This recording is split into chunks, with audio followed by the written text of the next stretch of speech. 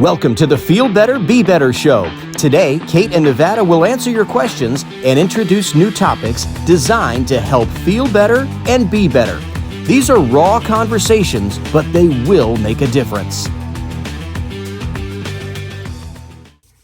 On this week, we got a little crazy. Nice. Sorry, you took too long. I just went. That was some amazing professionals, and let's see the rest. Go. Oh, okay. Now we'll cut some questions. On this week of our podcast, we talked about expectations. Isn't it funny how when you're doing an introduction, you just automatically get into the introduction voice? I don't do it like that. No, but yours is different. Mine is different. But yeah, had a great conversation. Very passionate conversation. I felt like I was getting a little. Yep. Not getting heated. a little worked up. Not a little heated, but I was just getting a little into it. Do you ever get heated? Ask my dad. Well, no, I mean actual heated, not really heated. Oh yeah. I mean, you're in a sauna and you're like, can somebody bring me a blanket? That is not true. That's not true. Last week at the market when it was 105 degrees, I'm dying in my tank top and shorts. So no. Nice try. But yeah, it was really great. Talked about some things that kind of broke down in our season and adjusting and making things better. No, just trying to make sure we are looking out for the best of the player and best for the team, because that's our job. Our role is to coach and lead on this scenario coming up, and we need to make sure we do that. And that's what we're talking about. And build young players to be good adults, not just on the sports field, on and off the sports field. Life lessons. So basically, do nothing like me. Good adults. Enjoy the show. I feel so out of sorts. So it's backwards day. I feel so out of sorts. You love when I use that announcer voice. Oh my gosh, you're so much. You're on the left. I'm on the right. Yeah. Of course, that'd be maybe different when you're, I don't know. If you're watching right now, it could be that you're on. Left. Maybe it mirrors. Oh my gosh. We'll find out. Okay. What topic are we doing? I don't know. What do you want to talk about? Oh, we got to pick a topic. We got to pick a topic. Oh my God. I mean, I don't know. Let's hit some things we maybe have hit on in the past and retouch on a little bit. I mean, we got fall practices coming up for softball. Took a month off, and we kind of really are going to go back to hitting the basics and finding Honestly, why don't we do that? Yeah. Okay, so I'm already doing it. All right, great. Let's do it. Yeah. So I mean, hold on. My idea is, why don't we hit back to the basics on what we're doing in softball? You're so smart. I know. I mean, I just came up with it out of whole cloth. I know. It was great. Yeah. You should be in charge. Okay, so let's see here. So we kind of had a little bit of some reimagining, kind of looking back at what we got going on with the softball teams, and we kind of came to a nice little conclusion. Yeah. I mean, I think it's important to always evaluate where you're at and where you're going. I mean, we came into this program with a very distinct mindset. Me and you in particular. Yes, and I think I think we did a good job sticking to most of it, but I think a little bit got compromised or lost across the way, and it was situational partly, but partly focused on other things and didn't toe the line on certain things to say. And I think we kind of ended the season and we're okay, let's go back and reassess what we're doing and look at how we can be better in the fall. Mm-hmm. And that's. I think it's a good life. I think it's a good life lesson. Mm-hmm. I mean, you kind of almost always get into something. You kind of map out a trajectory and a path. You map out kind of what's important and what you're going to focus on. Mm-hmm. And as you go through it, you have little detours. You have little impediments that kind of get in the way. And you just kind of, next thing you know, you might be on a different path. And that's kind of like that thing where you're oh, you're on this diet. And you're well, I didn't get breakfast, so who cares about lunch and dinner? Mm-hmm. And so, then the next thing you know, you're not following anything. Yeah. So, I mean, can you be able to honestly accept the fact that maybe some of those impediments and stuff like that got you off of what your desired path was? And can you go, okay, fine, well, let's reset and go. Yeah. I'm allowed to accidentally mess up and get off of that even if it was isolated incidents. we're gonna set the tone and get back to what we were trying to do. And I think that's what we were really focusing on, is like, no, we're gonna get back to this. Yeah, and I mean, we say it like that, and it's partially because of that, but it's also partially because 2/3 of the players we have coming in are not ours Well, they have before this point. well, up until this point, we've had people we've had for at me for what, 3 years now. Yeah. You for 5, 7. 7. Okay, same thing. 7. Sure, it's close to 5. Yeah, but I mean, now we have a whole new flux of girls who know a little bit about our style, but they haven't had a practice with us. They don't know, what's okay and what's expected and all that. So how do you, it'll be an interesting conversation because we'll have both our 14s, one's completely new girls, the other's returning girls with a handful of new, and setting the tone that your existing players coming in are like, no, maybe, a little bit of this attitude stuff or a little bit of like lax on fundamentals kind of got away from us in there, but we're resetting where we're at, and all these new girls that this is what I expect from you and this is what we're doing from day one. So it'll be an interesting dynamic when we start, I think, and relaying that message to them and just really not giving a lot on the things that are important. There'll be a lot of things that aren't as important that we'll have more flexibility on, but Well, we kind of live our lives like that. I mean, it's kind of like how many times we get people give us a hard time in like recreational softball because we hustle, because we try. And it's like, hey, it's just low pitch softball, right? And it's like, well, how you do anything is how you do everything. Yeah. Or even like the type of way you carry yourself. I mean, you say we hustle, and we do, and we play hard. And I mean, if a team is god awful and shouldn't be out there, we're not just going to run the score up on them, but we're not going to just like mess around and be dumb. But even the way that you go about it, I mean, we are very careful the people we put on our team is not being dicks to everybody out there and acting like they're better than everybody else. And so I think it's a standard that you put all the way across the board. I'm still on the team, right? I know. I like the exception. You're snarky or sassy. Okay, sassy. It's a little different. Okay, sassy. Yeah. It's awesome. No, I mean, the other night was a great example. I mean, that was a new team. They were young. They didn't know what was happening. And there's me and Eric teaching them how to do things. Yeah. On the field. And I mean, And they were almost going to beat us because it was a great night for them. Everything worked their way for the most part, and we didn't exactly play well. no. And I mean, they weren't bad. They didn't do any trash talking or anything like that, but they just had a little bit of annoyingness and cockiness to them. They didn't know what they were doing was slightly disrespectful. Yes. And so, I mean, as a team who is experienced, you could have taken that and we could have just been complete jerks to them about it. Sure. But instead, we just played our game, got done with the game, helped them out where we could, and went home. Probably made a few friends along the way. Probably. And we'll be the team that weren't a bunch of jerks out there to them. And There's not many of those. yeah, they at least had to have a good time and they made a run of it. Mhm. Good on them. Yeah. Everything Hit a blooper in the gap, but good on them. it was always just a little too far, just in the right spot. Yeah, that's good for them. That worked out for them. I mean, it's one of those. It's so frustrating when you're in it, but at the same side, you look back and you're like, I'm glad they had a good time with us. Yeah, but I think so. I mean, I think with practices too, looping it all the way back around. Yes, we really want to set a strong base for this is how we do fundamentals. This is how we're going to hustle and stuff like that. But also being respectful to the coaches, being respectful to the players, being respectful to everybody's time, including your own out there, taking that into a game and being respectful to the umpire and the other team and things like that. And if you're going to cop an attitude, you're getting kicked off the field. Not in a malicious way, but it's like, okay, you're done, go home. Come back the next one with a better attitude. Well, I think the one that I think might be one of the major issues is like, you feel as though you're changing the rules on them because we weren't necessarily as strong as before. But we weren't ever like allowing it to happen. We just were not as forceful to enforce. Yeah. And I think the conversation now is going to be more of like, no, you get a warning and then we're sending you home. Yeah. We're not going to be worried about whatever your situation is. I will play short. We'll do whatever, but we're not going to do this anymore. Mm-hmm. You're not going to be allowed to be like that anymore. Either you come to play and you believe whatever you have going on off the field and you hustle and you try. Yeah. And if you don't, why are we here? Yeah. And I love the fact, like, it's so easy as a young athlete that if you are not feeling good, you don't want to give 100%. I mean, we've all kind of been there. You're young and inexperienced, and it's hard. But I saw something that, like, if you're only 40% that day, give that full 40%.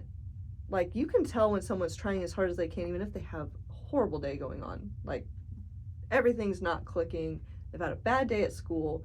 Can you leave whatever you can off the field and do whatever you can to just try to be there and do the best that you can to get better? That's me every day. It's like, dude, I only got 10%, but I'll give you the full 10%. Yeah. And I think we forget that because I don't know how many times we've had a pitcher or outfielder, infielder that comes and just like, well, I'm just off today. And it's like an excuse that they can't do anything anymore. No, somebody's allowed them to do that. Yeah. And you're like, no, I still need you regardless of if you're going to make a mistake or not be as awesome as you normally are. How can you still give me everything you can give me in this moment? So how are we going to handle that situation? Sub them out, I guess. Well, to me, that's when the first warning comes through. Yeah. I mean, that one's one where it's like, listen, I understand that you may not be feeling 100% today, but you need to give me your best effort, or I'm gonna have to take you out of the game. Yeah. And I mean, and that's what it needs to say. And again, it almost feels harsh, but that's what they're there for. You're hurting the other players, you're hurting the parents, you're hurting the other players' parents by the fact that you have a kid that's not fulfilling their part of the team. Yep. And it sounds horrible to say that to somebody who's, I don't know, just not feeling it that day. Okay, I get it. Mm-hmm. Give me everything you got. Do your best that you can. If not, I'll get you out of the game. Again, I'm trying to say it where it's like, I'm not mad. If you don't want to hustle and try hard today, you don't have to hustle and try hard today. Yeah. But this isn't the place where you get to do nothing. You're letting down your teammates, you're letting down us as coaches, you're letting down your parents. Yeah. And I think it all just boils down to accountability. Yep. I mean, I saw a great post on Facebook of a story of a high school player who gave her coach attitude and he pulled her out of the game and told her if she ever talked like that to anybody again, she'd never see the court again, basically. Which, again, seems very harsh, but at the same time, like, if you don't set the standard high, how do you ever expect them to get there and learn to be a person who can learn to handle conflict? And I'm not saying emotions are always going to be in check and you're never going to have a snap reaction to someone. That's just part of life. What? I know. I know. But if you don't have repercussions to learn to work on it and get better, what incentive do you have to ever learn to work on it and get better? You don't. And so as a coach, as someone who's trying to mentor and teach younger kids, I'm doing them a disservice by not holding them accountable to a higher standard and making them the best possible adult later on from what I have a hand in helping them grow, because you really are a sum of everybody around you who's helping you. If I don't do my part, how can I be mad at you when you become an adult and you can't handle everyday life? That kind of makes me realize that maybe we should get a coaches meeting real quick this weekend and try to go through some of the scenarios, excuses, and things that are going to come up here in the next couple of weeks to make sure that we are going to respond in the same fashion. Yeah. Because, I mean, in that case, it's kind of like when you're training a dog and you have 4 people that are allowing it to do different things. They never learn what's right or wrong. But if we all get on the same page and we're going to say this, do this, on that, you're basically reinforcing this is how things are going to be. Mm-hmm. And you and I both know the excuses we're going to hear. Oh, they're the same all the time. All the time. I'm tired. I've had a bad day. I've got family stuff going on. Yeah, all the things. All the excuses. I feel like I am hustling. And well, you're not. I know what it looks like when you do, and you're not. Sorry. Well, and I think it would just be good for us to be able to go, no, these are, let's just throw them back and forth and see which one we like. Yeah. Of how we want to respond so we can reinforce this type of stuff that they should have to go forward and be better in whatever they're doing in life and in sports. Yeah. And honestly, Bremer Cape had an awesome podcast with the head coach of the Tigers? Nope. The Red. Alabama? Softball. Yes, Alabama. Crimson Tide. Crimson Tide. Yes, Alabama softball coach, Murphy. He had an awesome interview with him which is where it kind of got the idea of asking a player to leave in the middle of practice. I mean, we've already talked about it before that, but he has a policy that, you know, if you're not doing the things you're going to do, he will send you home and you can come back when you've decided that you're going to participate like you should be participating. And he's like, I never hold it against them when they come back the next practice. It's all said and done. It's not like I'm retaliating or holding things against them and I'm going to be mean to them or anything like that. It's like, you're not here today, go home. And then it's done. And you come back. And if it becomes a problem that's reoccurring, he will address it. But it's like, you come back and it's new. And if you're going to give the effort you're supposed to give, we'll move forward and we're good. Mm-hmm.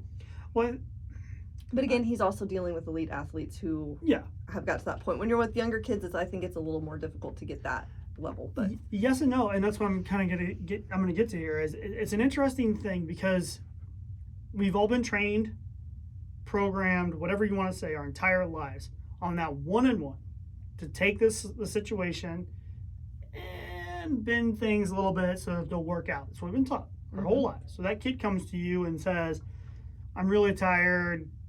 We had a fire at our house last night or whatever, and that's why I'm not giving 100%. Right? That's why I'm not playing as well. Now, the response back on our side should be, well, as long as you're on the field, I need you to give 100% of whatever you got. Yeah.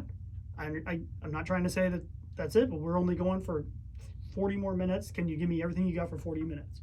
And if the answer isn't like, yes, coach, then pretty much at that point, you got to say, all right, well, at this point, I want you to go away and take care of your family stuff because it's obviously weighing down on you. Thank you for coming to practice. I'm going to go ahead and let you go. The kid, of course, will be upset.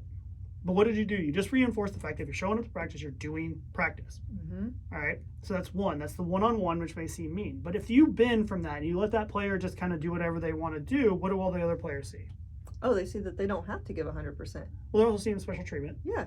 So you're kind of getting that. And basically the next thing you know, what did you say to her? Oh, you said your house burned down and it didn't? Yeah, and she fell for it? Okay. Mm-hmm. And so then they're going to come to you with, oh, my dog ate my homework.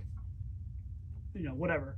New excuse, 1B or whatever. Mm-hmm. And now everybody on the team has an excuse. And you're stuck. So, I mean, you got to kind of look at those interactions as it's not just here, but it's all of these. Mm-hmm. But you can't be mean. It's not like I'm going to hold a grudge to you because you tried to tell me some excuse. It can be totally valid. But in that case, like whenever you get it, like I'm having family issues or I'm having a bad day or something like that, okay, well, that sounds like a real problem. You need to go take care of that. Yeah. What is your comeback on that? Like I'm very concerned about you being able to focus on what you're doing. So why don't you go ahead and take care of what you need to take care of? Yeah. You either give everything that you can at the moment, which is maybe not your normal, but everything you have that you can give now, or you go focus on that somewhere else. Well, it's a legit reason to be unfocused. Well, it sounds bad and feels bad because you almost feel like you're like, oh yeah, well, go do it. But it's not. You're literally basically you're flowing right through the excuse to be like, okay, if that's a problem, you need to go take care of it.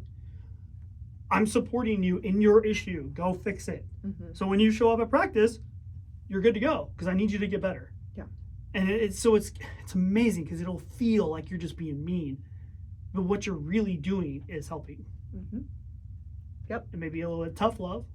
And sometimes it's so frustrating. There were times, I mean, where I did end up having to kick people off and I was just mad by the end of it, you know?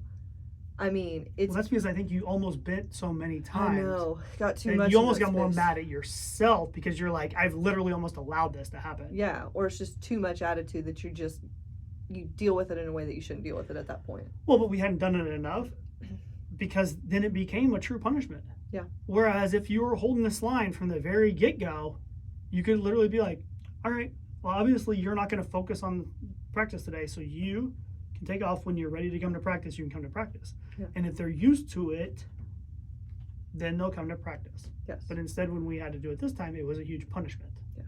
I think the reverse on this, too, for accountability is, the excuses to miss practice. I consider myself willing to be flexible to a degree, if we're the off-season sport and they're playing other sports or working around certain school events and stuff like that, because there are times where you're going to have to miss for stuff like that, or if a family emergency comes up, like I get it, stuff happens. But at the same time, if your players don't come to practice, how are you ever going to help them be any better? So that is another very sticky line to walk of being like, no, you hurt yourself. I still need you here. You maybe can't do everything, but you still need to be here to get the information, to cheer your team on, to develop the team chemistry, to be here and show you're the sport in some fashion. I need you here at some degree. Well, if you don't, I mean, it's always going to be my shoulder hurts. Mm-hmm. You know, my knee hurts.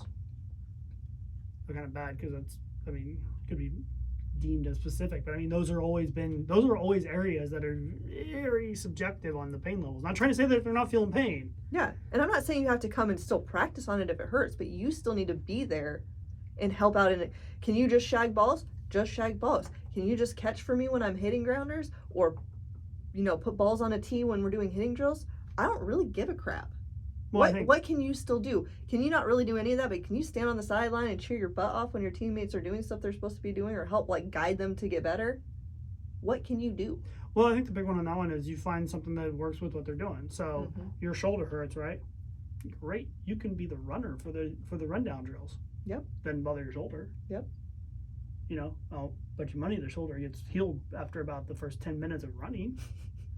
Yeah. But I mean, you have that one. If it's their knee or something like that, you could, basically, okay, well, you're going to be feeding soft toss for, whatever, for a long, long time. Or you're going to be, doing front toss where it's repetitive and repetitive and repetitive because you can't move. So no problem. You're just going to use your arms the whole time. Yep. I mean, you got all, and again, we may see it as kind of like punishment. They may see it kind of like punishment, but your whole point is like, you can't, I'm sorry, your knee hurts. I can't run you. Yeah. Well, and you're still part of the team, and regardless of where you're at in that situation, you have to fulfill a role on the team because you're part of the team. Well, I think that's the biggest So what's key. your role?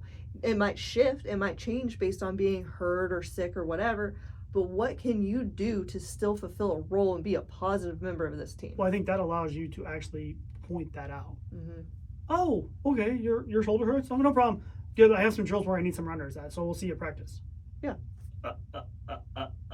Well, then you find out real fast. They don't show up to practice. Well, I told you my shoulder hurt. I'm like, well, I told you I needed a runner. Mm-hmm. Well, I didn't want to go because my shoulder hurt. Okay, so you didn't want to come to practice. You don't want to be a part of the team.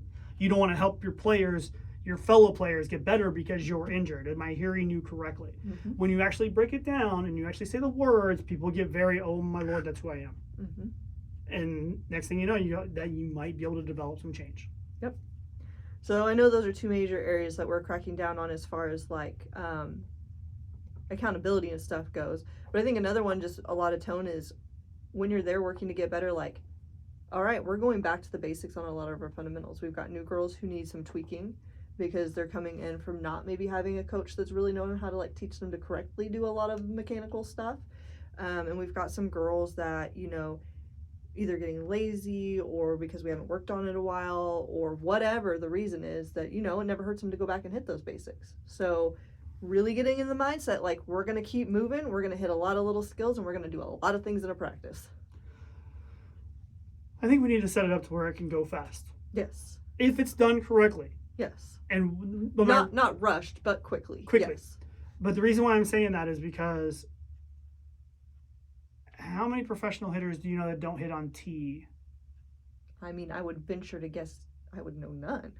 I Every single one still does. I will go out on a huge limb and bet every dollar I have saying that every professional baseball, softball player hits off of a tee almost multiple times a week. I know at the collegiate level they do. Well, no, because it's hitting. I'm you need to work on assuming it. professional does too, but You've never been in that world, so I don't know. Do they work on hip turn Yes. all the time? I would assume so. Yeah. That's a very important part of your swing. Okay, so But even going to other sports, basketball, all the best of the best, they go shoot 1 million baskets all the time on their own, all the time. Well, what I'm trying to get at here though is that it's really easy on the coaching side to kind of go, well, we now know how to throw, we now know how to field, we now know how to hit. We need to focus on these team things. Well, the problem is on the team thing is that if you're not constantly doing the fundamentals, when you go try to do things like relays or, positioning on fly balls and gap pits and blah, blah, blah, all the stuff or everything like that, you can't even do the relay because you can't throw it properly to the person there. And the person there can't set their feet and catch the ball correctly to be able to turn and throw it again to be able to get the other person that can catch it and feel it. So I'm trying to get at, though, is that can we set it up to a point where it's like, okay, we're going to do these drills every single time. Depending on how long it takes you to do them, we may get onto other stuff. You may be able to have some fun. But if you can't ever get out of this stage, we're going to stay in this stage. Yeah. And you almost need to make it a point of like, no, you're going to learn how to do this. Every practice, every time, because if you can't catch it and you can't throw it and you can't hit it, you can't do anything. Yep. Honestly, a lot of them might end up being part of our pre-practice or pre-game warm-up too. Because we do a lot of soft toss hitting and a lot of bunting, and they do their throwing progressions and stuff like that. But we might throw in a lot of our grounder drills. I would. At this point, because you keep less people sitting around, they know how to do them with each other. Might as well get some in, get those fundamentals working, get everything tuned up and ready to go for when we're out on the field and you're doing everything all together. I think if you set it up properly, though, too, I think you can make it to where it almost becomes where they're also trying to help each other out. Mm-hmm. So you're not having that whole thing of somebody doing soft toss while they're texting. Which I don't think actually happened, but I mean, I'm trying to make the point here that they're not really paying attention. They're just doing what they got to do. Well, if they're throwing it bad, you're not getting good hits. What's the point? Mm-hmm. But if we're going to sit over there and go, no, we'll tell you when it's a good hit. The hitter's going to get upset with the person throwing the ball if they're not throwing it some way so they can hit it well. So next thing you know, they're going to be going, hey, you need to throw it here. And maybe we're encouraging that. Mm-hmm. Be like, hey, Ashley, whatever, no, sorry, it's not a hard hit. Well, she pitched it bad. Well, you better tell her to pitch it where you want it. Yeah. I mean, granted, there's sometimes when we're going to do other things, but until you get to the point where your kids are actually, if we're going to have them feed, they're feeding properly for them to be able to just hit the straightaway hit hard. There ain't no reason to do inside outside. No. Because we're not even throwing it well in the middle. Mm-hmm. But again, that comes back to throwing and hitting. Yep. So if you're not doing those, you can't do anything. No. So I think it's going to be an interesting thing because you can be fundamentally great and not necessarily game situation that great and compete. Yeah. You can be game situation awesome and not very good on fundamentals and you'll get blown away. Yeah. Well, and I just think too, I mean, we had a lot of hitters at the end of the season that really got in their head as far as hitting went. And I almost, not that we didn't hit on a lot of hitting, but I almost blame myself with, having to piecemeal practice together because, have less players and you're trying to make things work and stuff like that. Because yes, their swing looks fundamentally fine, but if you've done it a million times, there should not be anything in your confidence to deter you from going up there and doing well to begin with. I mean, the more you do it, the less likely you're going to be worried if you're going to do it correctly. A lot of the ones that seem to have trouble with their confidence at the plate were also ones that were kind of missing practice. Mm-hmm. So keep that in mind. Mm-hmm. Because some of the ones that weren't, they were the ones hitting practice. Yeah, that is true. So, I mean, like you said, while it's not game situations, it's not we're going out and scrimmaging each other or we're going to do live batting every single practice where you get 6 swings. I've had you swing 1,000,001 times off these tees and soft toss and stuff over here that your swing should be feeling pretty dang good that you shouldn't have to think about it really when you go up to hit off of a pitcher. You should just be watching the ball from the hip at that point and just reacting. And yes, the movement's going to be a little different, so you're going to have to pick that up as you go. But I would much rather go that route than just hope that, a couple times off the pitcher in practice, you're going to be better at hitting a pitcher in a game. Yep. Personally, you can tell me if I'm crazy, but well, my feeling on that one. Yeah. I mean, everybody wants to get in the pitching machine or see live pitching and stuff like that. I'm like, yeah, you know what? The 40 swings you take over there are nothing compared to the 2,000 swings you take over here, which you can do on your own all the time. Yep. So. Yep. Well, I think we covered everything. I think we covered everything. We covered a lot. That was a lot. Felt very passionate. I think that went a lot longer than we thought. Probably. Yeah. I think I even got so excited. I think I spit a little on the table. Get me going. Yeah. Nothing excites people like getting ready for the next season, laying down those expectations. Yeah, we're laying down the law. Until somebody gives me like, oh, I'm sorry I did this. Oh, it's okay. Yeah, because you do that so much. You're such a coddler. Yes. Yeah, no. Yes, I am. Good night.